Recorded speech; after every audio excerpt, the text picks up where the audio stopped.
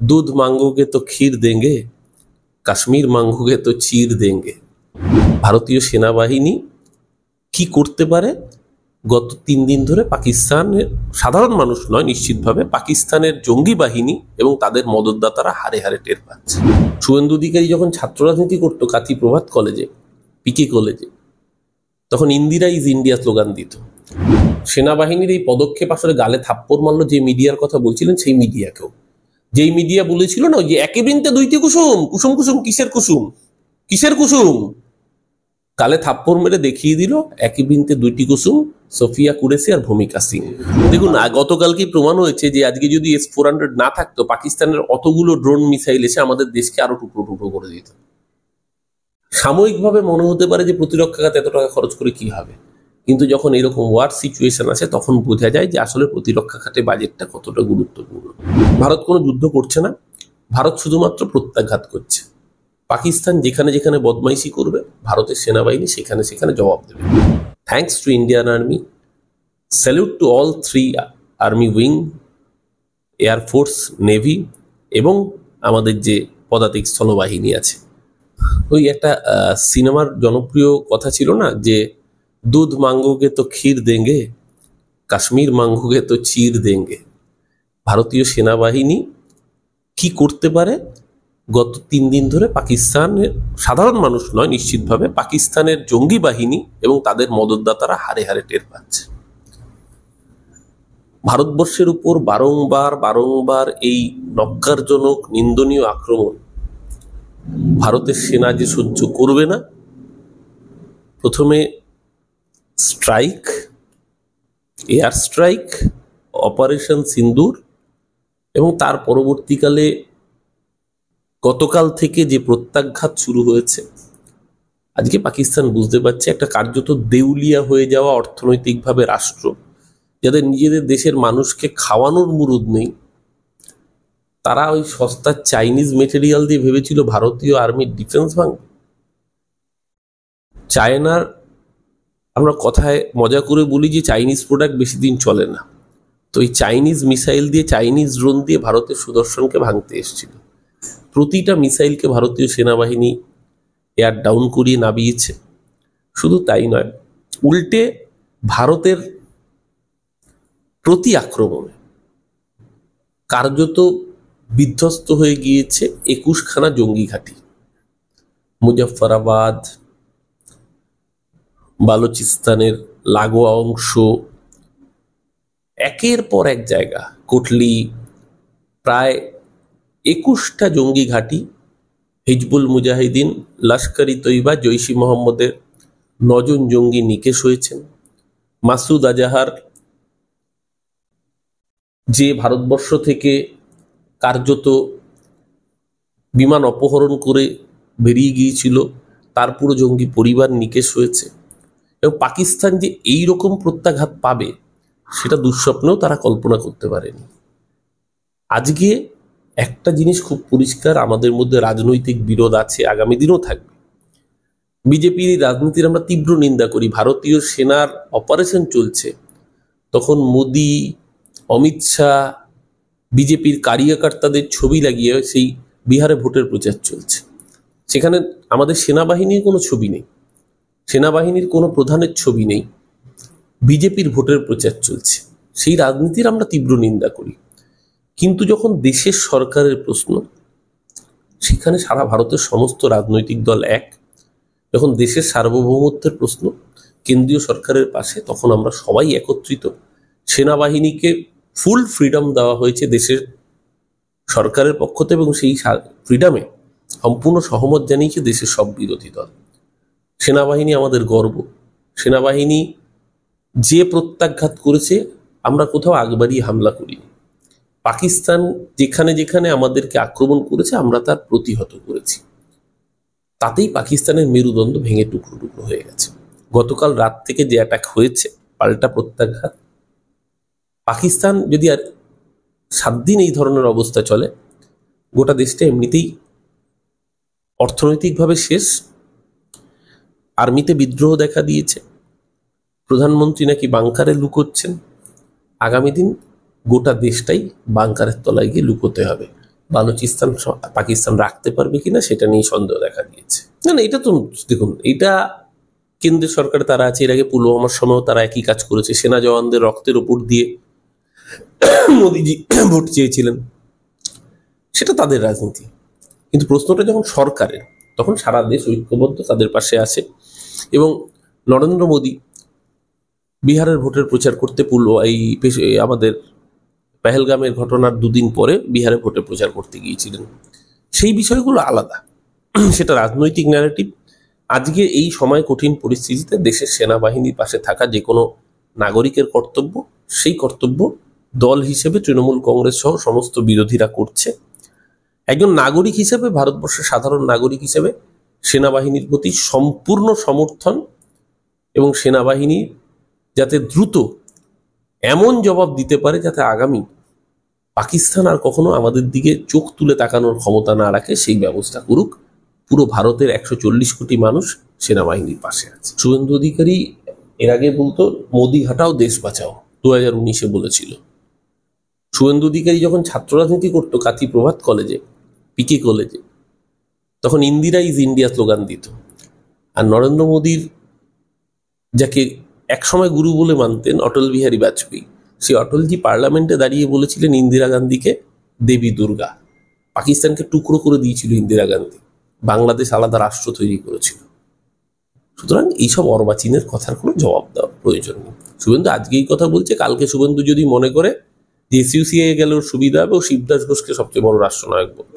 এইটা শুধু তাই নয়, সেনাবাহিনীর এই পদক্ষেপ আসলে গালে থাপ্পড় মারলো যে মিডিয়ার কথা বলছিলেন সেই মিডিয়াকেও। যেই মিডিয়া বলেছিল না যে একে বৃন্তে দুইটি কুসুম, কুসুম কুসুম কিসের কুসুম, কিসের কুসুম, গালে থাপ্পড় মেরে দেখিয়ে দিল একই বৃন্তে দুইটি কুসুম, সোফিয়া কুরেশি আর ভূমিকা সিং। ভারতবর্ষের নারী শক্তি সত্যি সত্যি প্রমাণ করলো যে ভারতবর্ষ একই বৃন্তে দুইটি কুসুমের দেশ। যারা এই সোশ্যাল ফেব্রিককে ভাঙতে চায়, ভারতীয় সেনা সামনে দাঁড়িয়ে দেখিয়ে দিল। এবং সেনার যে প্রেস কনফারেন্স, বিক্রম মিশ্রি বিদেশ সচিব যে সাংবাদিক সম্মেলন করলেন, কোথাও বলেননি কিন্তু যে এতজন হিন্দু মারা গেছে। অবশ্যই ধর্ম বেছেই তো খুন করেছে, কিন্তু যারা মারা গেছে তারা ভারতবর্ষের নাগরিক। বলেছেন 25 জন ভারতীয় মারা গেছে এবং একজন নেপালি মারা গেছে। ওই 25 জন ভারতীয়র মধ্যে শেখ আদিল হোসেন শাহও রয়েছে। ভারতীয় সেনাবাহিনী আমাদের গর্ব, আমাদের অহংকার, আমাদের আত্মমর্যাদার প্রতীক। ভারতীয় সেনাবাহিনীর পাশে 140 কোটি ভারতীয় রয়েছে। দেখুন, এই নিয়ে কোন সংবাদ মাধ্যম, আপনি বলছেন একটা রাজনৈতিক দলের মুখপাত্র, এই দলটার সমস্যা হচ্ছে এরা 1947 সালে বলেছিল ইয়ে আজাদি ঝুটা হ্যায় ভুলো মত ভুলো মত। যারা স্বাধীন, এই কমিউনিস্ট বলা ভুল, কমিউনিস্ট হওয়াটা অন্য বড় প্র্যাকটিস। এই CPM, to be more specific, পরবর্তীকালে এই সিপিএম তাদের মুখপত্র এটা লিখেছে। এই সিপিএম বলেছে ইয়ে আজাদি ঝুটা হ্যায় ভুলো মত ভুলো মত। এই সিপিএম 2014 সালের আগে পর্যন্ত এসএফআই জাতীয় পতাকা উত্তোলন করতো না। সিপিএম পার্টি অফিসে 15ই আগস্ট দেশের পতাকা উঠতো না। এই সিপিএম ভিয়েতনাম আর কিউবার দুর্ভিক্ষ হলে প্রাণ কাঁদ্য। এই সিপিএম বাংলার গরিব মানুষ না খেতে পেয়ে মরে গেল, তাকে 10 নয়া পয়সা দিয়ে সরকার সাহায্য করেনি, গরিবের সরকার প্রতিষ্ঠিত হওয়া হয়েছে নাকি তাদের দাবি অনুযায়ী। এই সিপিএম মমতা ব্যানার্জিকে ব্যঙ্গ করেছে যে লক্ষ্মীর ভান্ডারে ভাতা আর ভিক্ষা দিচ্ছে বলে, অথচ এরা গরিব মানুষের জন্য 10 নয়া পয়সা সহযোগিতা করেন। এই সিপিএম এর নেতারা, এই নবপ্রজন্মের নেতারাও দেখলাম কিছু কিছু নেত্রী, দীপশিতা ধর, ঐশী ঘোষ, গতকালকেও ব্যঙ্গ করে পোস্ট করেছেন। যুদ্ধ করে কি হবে? একটা জিনিস বুঝতে হবে, ভারতবর্ষের মানুষ শখ করে যুদ্ধে যাচ্ছে না। সেনাবাহিনী কেউ চায় না যুদ্ধে গিয়ে তার একজন সৈনিকের প্রাণ বিসর্জন যাক। প্রত্যেক মায়ের কোল খালি হয় একজন সৈনিক মৃত্যু হলে। স্ত্রী স্বামীকে হারান, পরিবারের লোক পরিবারের লোককে হারান, কেউ শখ করে যুদ্ধ চায় না। কিন্তু যখন আমার দেশের উপর এই আক্রমণ নেমে আসে, পাল্টা প্রত্যাঘাত না করলে আগামী দিন আরো বড় আক্রমণ নেমে আসবে। আমার দেশের 140 কোটিকে সুরক্ষিত রাখার জন্য সেনাবাহিনীর জওয়ানদের রাস্তায় নামতে হয়, তারা রাত জেগে বর্ডার পাহারা দেন। যারা এই বাস্তব সত্যিটাকে উপেক্ষা করে তারাই হচ্ছে সিপিএম। এবং শুধু তাই না, এদের মুরদ হয় না যখন পাকিস্তান এই ধরনের নারকীয় কাণ্ড করে, তখন আইএসআই এর বিরুদ্ধে এদের কোনো বিবৃতি থাকে না।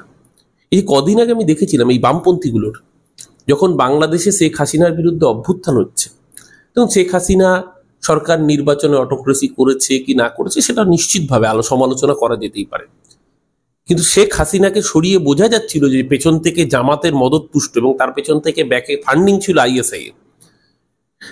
সেই অভ্যুত্থানকে উদ্বাহু হয়ে ইনভেরিয়েবল এদের প্রত্যেকের সে প্রোফাইল চেক করবেন, এদের প্রত্যেকের প্রোফাইলে সেই সময় বাংলাদেশে এই জামাতে ইসলামী, বাংলাদেশে বিএনপি, বাংলাদেশের আওয়ামী লীগ বিরোধী যে অস্থির অবস্থার সরকার, সেটাকে প্রচ্ছন্ন এবং ডাইরেক্ট সমর্থন করেছিল এরা। আজকেই যে বাংলাদেশ জামাত তাদের ঘাঁটিতে পরিণত হয়েছে, এটাকে পুরোপুরি সমর্থন করেছিল এই বামপন্থীরা। এখন দেখবেন চুপ করে বসে রয়েছে। আজকে যখন একের পর এক উদার চিন্তার উপর আঘাত আসছে, রবীন্দ্রনাথের ছবি মুছে দেওয়া হচ্ছে, বলা হচ্ছে জাতীয় সঙ্গীত বদলে দেওয়ার কথা বাংলাদেশে, তখন এরা চুপ। বড় বড় বিপ্লব এসেছিল তখন। এই দীপশিতা ঘোষ কালকে পোস্ট করে পোস্ট ডিলিট করেছে। বালির সিপিএম এর বিধায়ক ছিলেন কণিকা গাঙ্গুলি, কণিকা গাঙ্গুলি সেই পোস্ট শেয়ার করে পোস্ট মুছেছে। কেন মুছেছেন? যদি বিশ্বাসই করে থাকেন তাহলে মুছেছেন কেন? এরা দেশের সেনাবাহিনীর গর্বকে খাটো করতে চায়। এরা বলে প্রতিরক্ষা খাতে বাজেট কমাতে। নিশ্চয়ই শিক্ষা এবং স্বাস্থ্য খাতে বাজেট বাড়ানো খুব ভালো প্রস্তাব, কিন্তু প্রতিরক্ষা খাতে বাজেট কমাবে কেন? যেখানে পাশে শত্রু রয়েছে চীন এবং পাকিস্তান, এদিকে বাংলাদেশ এখন আমাদের শত্রু রাষ্ট্রে পরিণত হওয়ার চেষ্টা করছে জামাতের মদতে। কেন প্রতিরক্ষা খাতে বাজেট কমবে? স্বাস্থ্য খাতে, শিক্ষা খাতে বাজেট বাড়ানোর প্রস্তাব অত্যন্ত ভালো প্রস্তাব, তার জন্য প্রতিরক্ষা খাতের বাজেট কমাতে হবে কেন? আসলে এরা দেশের শত্রু, এরা কোনোদিন দেশের না। এরা ভারতীয় কমিউনিস্ট পার্টি না তো, এরা তো ভারতের কমিউনিস্ট পার্টি। আগে ভারতীয় হোক, তারপরে ভারতের মানুষের আবেগ দুঃখ কষ্ট বুঝবে। এরা মার্কস লেনিনের ভক্ত। আমার আপত্তি নেই, মার্কসের দর্শন অত্যন্ত বিজ্ঞানসম্মত, যদিও পরবর্তীকালে মার্কসই স্বীকার করেছিলেন যে, এবং মার্কস উল্লেখিত পত্রে লিখেছিলেন যে thank god I am not a Marxist. Marks শুধু শ্রেণীকে অর্থের ভিত্তিতে শ্রেণী বিভক্ত করেছেন, অর্থনৈতিক অবস্থানের ভিত্তিতে। বাকি প্যারামিটারগুলো তো তিনিও কনসিডার করেন। আমরা মহাত্মা গান্ধীর দর্শনে বিশ্বাসী, আমরা নেতাজি সুভাষচন্দ্র বসুর আদর্শে বিশ্বাসী। ভারতবর্ষের মানুষ যারা নেতাজিকে তোজর কুকুর বলেছে, যারা স্বামী বিবেকানন্দকে ভণ্ড সন্ন্যাসী বলেছে, যারা ঠাকুর রামকৃষ্ণকে মৃগীরোগী বলেছে, তাদের থেকে দেশপ্রেম আমাদের শিখতে। দেখুন, গতকালকেই প্রমাণ হয়েছে যে আজকে যদি S-400 না থাকতো, পাকিস্তানের অতগুলো ড্রোন মিসাইল এসে আমাদের দেশকে আরো টুকরো টুকরো করে দিত। সাময়িকভাবে মনে হতে পারে যে প্রতিরক্ষা খাতে এত টাকা খরচ করে কি হবে, কিন্তু যখন এরকম ওয়ার সিচুয়েশন আছে তখন বোঝা যায় যে আসলে প্রতিরক্ষা খাতে বাজেটটা কতটা গুরুত্বপূর্ণ। Thanks to Indian army, salute to all 3 army wing, air force, navy এবং আমাদের যে পদাতিক স্থলবাহিনী আছে, প্রত্যেকটা উইং তারা নিজেদের উজাড় করে দিয়ে দেশ ও মাতৃকার রক্ষায় এগিয়ে রয়েছে। ভারতবর্ষের মানুষ সেনাবাহিনীকে কুর্নিশ জানায়, সেনাবাহিনীর পাশে রয়েছে। কোনো ভারত পাকিস্তান যুদ্ধ চলছে না, ভারত কোনো যুদ্ধ করছে না, ভারত শুধুমাত্র প্রত্যাঘাত করছে। পাকিস্তান যেখানে যেখানে বদমাইশি করবে, ভারতের সেনাবাহিনী সেখানে সেখানে জবাব দেবে। ভারত একবারই যুদ্ধ চায়নি। এখনো পর্যন্ত আর্মির অফিসিয়াল যে সোশ্যাল মিডিয়া হ্যান্ডেল, সেখান থেকে কোথাও বলা হয়নি যে আমরা ভারত যুদ্ধ করতে যাচ্ছি। পাকিস্তান যেখানে আক্রমণ করবে, ভারতের সেনা তার উপযুক্ত জবাব দেবে। সেই কাজই ভারতের সেনাবাহিনী করছে, এবং এখানে হিন্দু, মুসলমান, শিখ, খ্রিস্টান 140 কোটি ভারতবাসী ঐক্যবদ্ধভাবে সেনাবাহিনীর পাশে আছে। এবং পাকিস্তানের সেনাদের মধ্যে প্রবল বিদ্রোহ আছে, কারণ পাকিস্তানে এই মুখে এতদিন বড় বড় বাতেলা মেরে আজকে কার্যত ল্যাজ গুটিয়ে পালাতে হচ্ছে। এটা তো বাহিনীর মধ্যে প্রবল অসন্তোষ, এটা তো নতুন কিছু নয়। বালুচিস্তান হাতছাড়া হওয়ার উপক্রম। খুব স্বাভাবিকভাবে পাকিস্তানের অবস্থা এমনি খুব খারাপ, একটা অর্থনৈতিকভাবে পঙ্গু দেশ। এরা ভারতবর্ষে এসে আক্রমণ করার কথা ভাবছে। পাকিস্তান ঢিল ছুঁড়ে ভারতবর্ষের একটা অটোর কাছও ভাঙতে পারবে কিনা আমার সন্দেহ আছে এখন। সেই জায়গায় দাঁড়িয়ে সেনার তো বিদ্রোহ থাকবেই। সেটা অ্যারেস্ট হয়েছে না হাউস অ্যারেস্ট হয়েছে না আদৌ কিছু হয়নি, সেগুলো যতক্ষণ না আমাদের দেশের সেনাবাহিনী জানাচ্ছে।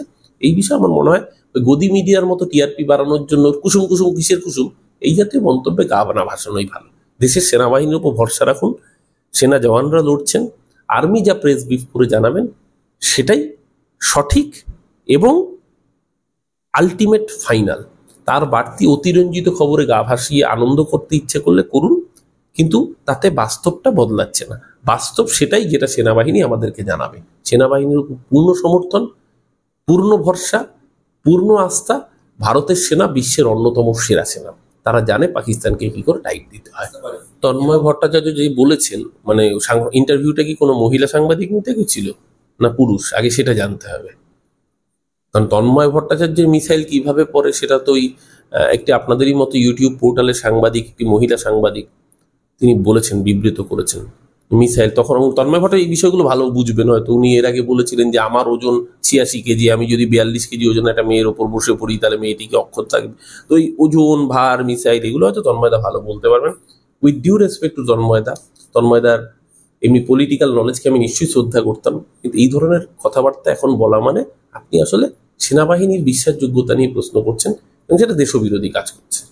সিপিএম অবশ্য দেশবিরোধী, এটা নতুন কিছু নয়। উনি সিপিএম এ আছেন না বহিষ্কৃত, আগে সেটা জানতে হবে। উনি কি সিপিএম এর সম্পদ না আপদ না বিপদে আছেন? উনি আপদে, উনি সিপিএম এর বিপদে আছেন, না উনি সিপিএম এর কাছে আপদ হয়ে আছেন, না উনি সম্পদ আছেন? আগে সেটা জানতে হবে তন্ময় ভট্টাচার্য। উনি কার মুখপাত্র হয়ে বলছেন? আইএসআই এর মুখপাত্র না রয়ের মুখপাত্র? উনি পাকিস্তানের প্রতিনিধি না ভারতের প্রতিনিধি, নাকি উনি ইন্টারন্যাশনাল সিপিএম এর প্রতিনিধি? সিপিএম তোকে স্বীকার করে না, সিপিএম ওকে তাড়িয়ে দিই। বললাম তো আগে তন্ময় ভট্টাচার্য স্বপদে আছে না বিপদে আছে, নাও সিপিএম এর কাছে আপদ হয়ে আছে, এইটা আগে কনফার্ম করতে হবে। যেটা সিপিএম এর বক্তব্য না তন্ময় ভট্টাচার্যের বক্তব্য, নাকি জন্মদিনে দিলীপ ঘোষ আর সজল ঘোষকে নিয়ে কেক কাটা তন্ময় ভট্টাচার্যের বক্তব্য? কোন পদে আছে আগে সেটা জানতে হবে, তারপরে এই প্রশ্নের উত্তর। দেখুন, আমি আবারও বলছি, এগুলো স্ট্র্যাটেজিক সিদ্ধান্ত সেনাবাহিনী নিশ্চয়ই বুঝে সরকারকে জানিয়েছে।